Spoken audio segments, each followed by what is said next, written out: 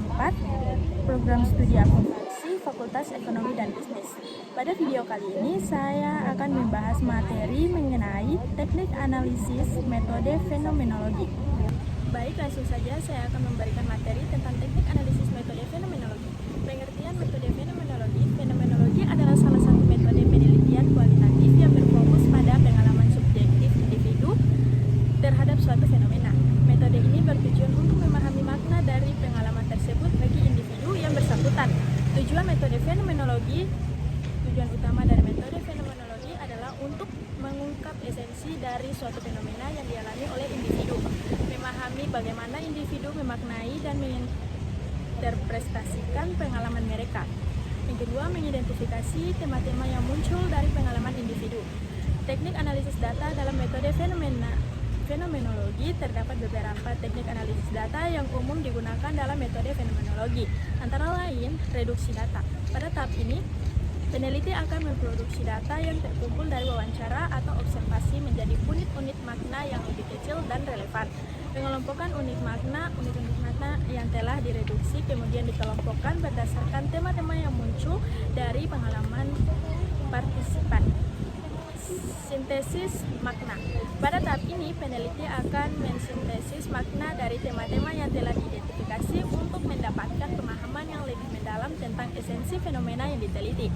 Interpretasi makna. Peneliti akan menginterpretasikan makna dari pengalaman partisipasikan berdasarkan konteks dan latar belakang mereka.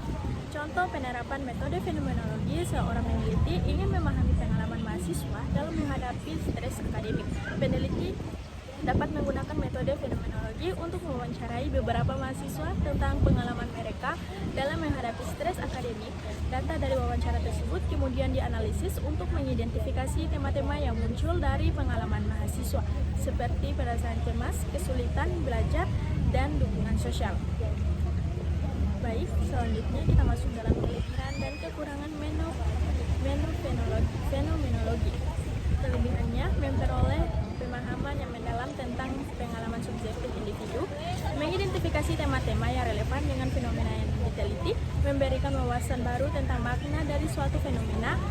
Baik, kekurangannya, membutuhkan waktu dan sumber daya yang besar, sulit untuk digeneralisasikan karena fokus pada pengalaman individual, dan interpretasi peneliti dapat dipengaruhi oleh bias pribadi.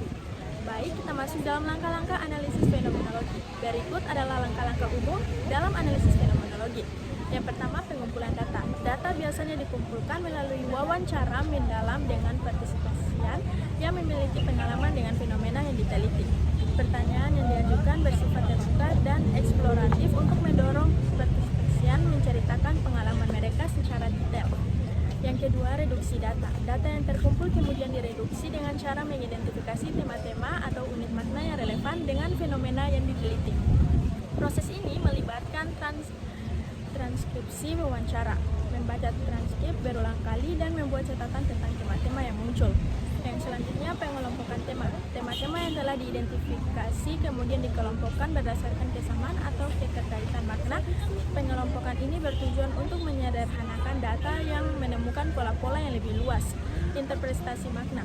Pada tahap ini, peneliti mulai menafsirkan makna dari tema-tema yang telah dikelompokkan. Penafsiran ini dilakukan dengan memperhatikan konteks pengalaman partisipan dan menghubungkan dengan fenomena yang diteliti. Deskripsi esensi fenomena. Hasil dari interpretasi makna kemudian digunakan untuk mendeskripsikan esensi dari fenomena yang diteliti. Deskripsi ini harus mampu mengungkapkan makna yang mendalam dan komprehensif tentang fenomena tersebut. Tantangan dalam analisis fenomena. Yang pertama, subjektivitas peneliti. Peneliti harus mampu memisahkan antara pengalaman pribadi mereka dengan pengalaman partisipasian agar tidak terjadi bias dalam interpretasi data. Kedalaman data yang terkumpul harus cukup mendalam dan kaya untuk memungkinkan peneliti memahami esensi fenomena yang diteliti. Waktu dan sumber daya. Analisis fenomenologi membutuhkan waktu dan sumber daya yang cukup besar karena prosesnya yang kompleks dan mendalam.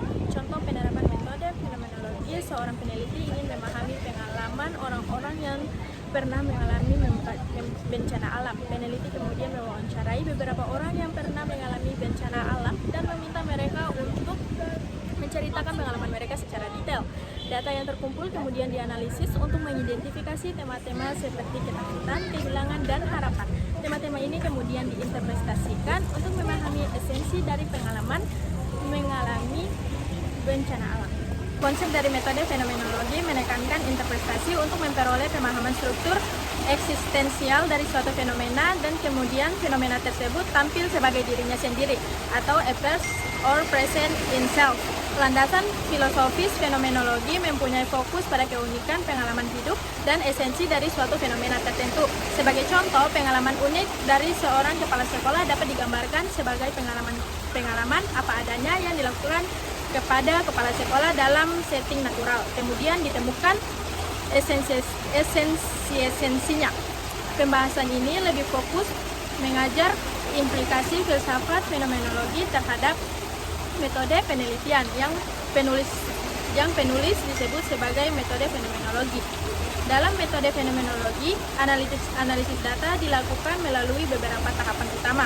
Yang ke-1, breaking atau econs, meneliti mengesampingkan asumsi atau pengalaman pribadinya agar tidak mempengaruhi interpretasi data. Teknik yang menggunakan dalam tahap ini adalah jurnal reflektif atau catatan lapangan, dan peneliti harus menetapkan niat untuk memahami pengalaman partisipan tanpa bias pribadi. Yang kedua, membaca berulang dan familiarisasi. Transkrip wawancara atau catatan lapangan dibaca berulang kali untuk memahami keseluruhan data. Tujuan utama dari tahap ini adalah membangun pemahaman awal tentang data yang dikumpulkan, dan peneliti dapat membuat catatan penting atau memberikan tanda pada bagian yang dianggap relevan. Yang ketiga, mencari makna dan unit signifikan, mengidentifikasi pernyataan untuk kutipan yang mencerminkan pengalaman inti dari partisipan. Proses ini sering melibatkan teknik coding atau pemberian label terhadap pertanyaan penting, dan setiap unit makna yang ditemukan dikategorikan berdasarkan relevansi dengan fenomena yang dikaji. Yang keempat, pengelompokan tema-tema esensial. Menyatukan unit makna yang berupa menjadi tema besar. Peneliti harus memastikan bahwa tema yang muncul benar-benar mencerminkan pengalaman partisipan, dan tema yang muncul dapat dibandingkan dengan literatur atau teori yang relevan. Yang kelima, menyusun deskripsi tekstual. Menuliskan deskripsi tentang apa yang dialami partisipan. Berdasarkan kutipan langsung, deskripsi ini harus tetap setia pada perspektif partisipan tanpa distorsi dari interpretasi. Peneliti dan kutipan asli dari wawancara digunakan untuk memperkuat interpretasi. Yang keenam, menyusun deskripsi struktural, menjelaskan bagaimana pengalaman itu terjadi termasuk kondisi dan konteksnya. Analisis struktural membantu memahami faktor yang membentuk pengalaman seseorang dan konteks sosial, budaya, dan emosional partisipan harus diperhatikan dalam tahap ini. Yang ketujuh, menyusun kesimpulan dan esensi pengalaman. Menyusun narasi akhir yang menggambarkan esensi fenomena berdasarkan temuan penelitian. Esensi ini berfungsi sebagai ringkasan pemahaman tentang fenomena yang diteliti, dan peneliti harus memastikan bahwa kesimpulan tetap relevan dengan pengalaman subjektif partisipan. Misal, studi kasusnya seorang peneliti ingin memahami pengalaman pasien kanker dalam menghadapi pengobatan dengan metode fenomenologi. Peneliti melakukan wawancara mendalam dan menemukan tema-tema utama seperti ketakutan akan masa depan, dukungan dari keluarga, harapan untuk sembuh. Hasil penelitian ini dapat memberikan wawasan mendalam bagi tenaga medis dan psikolog dalam mendampingi pasien dengan lebih baik. Contoh lainnya adalah penelitian tentang pengalaman mahasiswa dalam pembelajaran daring. Beberapa tema yang mungkin muncul adalah kesulitan dalam mengatur waktu, kurangnya interaksi sosial, adaptasi dengan teknologi baru. Melalui analisis fenomenologi, kita bisa memahami tantangan dan solusi dari perspektif mahasiswa itu sendiri. Teknik pengumpulan data dalam penelitian fenomenologi. Yang ke-1, wawancara mendalam. Teknik utama dalam penelitian fenomenologi biasanya bersifat semi-struktur agar partisipan dapat berbagai pengalaman secara bebas. Observasi partisipasi, peneliti turut serta dalam pengalaman partisipan. Untuk memahami perspektif mereka digunakan untuk memperkuat pemahaman tentang konteks pengalaman. Yang ketiga, analisis dokumen. Menelaah catatan harian, surat, atau media sosial partisipan yang relevan. membantu dalam memahami pengalaman secara lebih kaya. Fenomenologi transendental adalah pendekatan filosofis yang mempelajari pengalaman manusia melalui pengamatan dan pengalaman langsung. Pendekatan ini sering digunakan dalam penelitian ilmu sosial. Karakteristik fenomenologi transendental berupaya memahami pengalaman manusia, mempelajari penampakan dan fenomena yang muncul dalam kesadaran, menjelaskan fenomena dalam pembentukannya dan makna yang mungkin, berfokus pada pengalaman sehari-hari, berusaha memahami bagaimana orang memaknai dan memberikan interpretasi terhadap peristiwa-peristiwa dalam hidup mereka. Fenomenologi eksistensial atau EPR adalah metode penelitian yang menggabungkan eksistensialisme dan fenomenologi. EPR bertujuan untuk memahami bagaimana manusia memandang dan memberi makna pada dunia.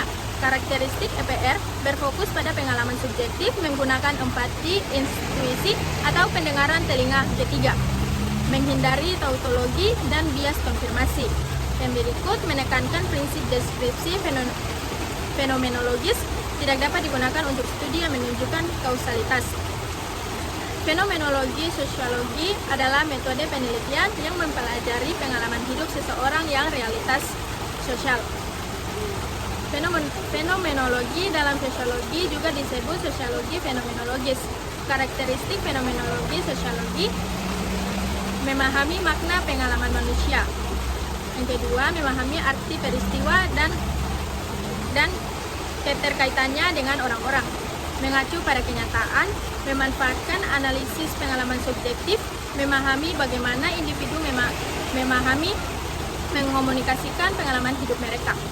Yang berikut karakteristik analisis data fenomenologi. Analisis data fenomenologi dilakukan secara iteratif. Peneliti harus menunjukkan empati dan menjalin hubungan yang baik dengan partisipan. Peneliti harus fokus pada subjek dan menghindari pengaruh. Peneliti harus menunda prasangka atau backing. Setiap ekspresi pengalaman hidup partisipan diperlukan secara sama atau regionalization.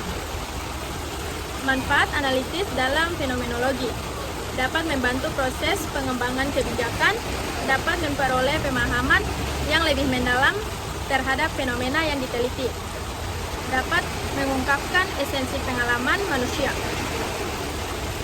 dapat memperkecil dan membatasi berbagai penemuan sehingga menjadi satu yang teratur. Dapat memperkecil dan membatasi sebagai penemuan sehingga menjadi satu yang teratur, terstruktur, lebih tersusun, dan lebih memiliki makna. Jadi, dalam metode fenomenologi, analisis data dilakukan dengan menyelami pengalaman subjektif individu secara mendalam. Dengan langkah-langkah seperti breaking, identifikasi makna, pengelompokan tema, dan deskripsi esensial, kita dapat memahami fenomena dengan lebih baik. Metode ini sangat berguna dalam penelitian kualitatif yang bertujuan untuk menggali pengalaman manusia secara mendalam. Teknik ini memungkinkan peneliti mendapatkan pemahaman yang lebih kaya tentang bagaimana individu membentuk makna dari pengalaman mereka.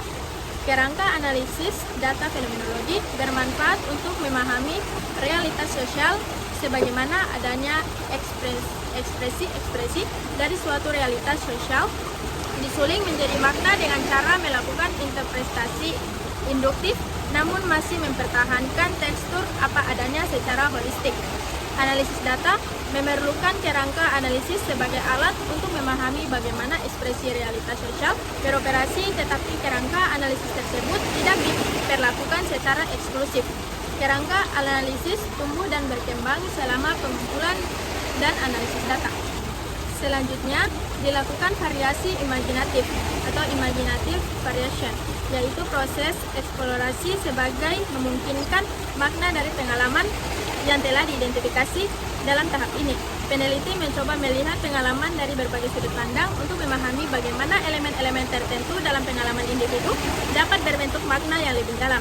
Pendekatan ini membantu dalam menentukan aspek esensial dari fenomena yang dialami oleh partisipan, serta membedakan mana yang bersifat insidental dan mana yang fundamental.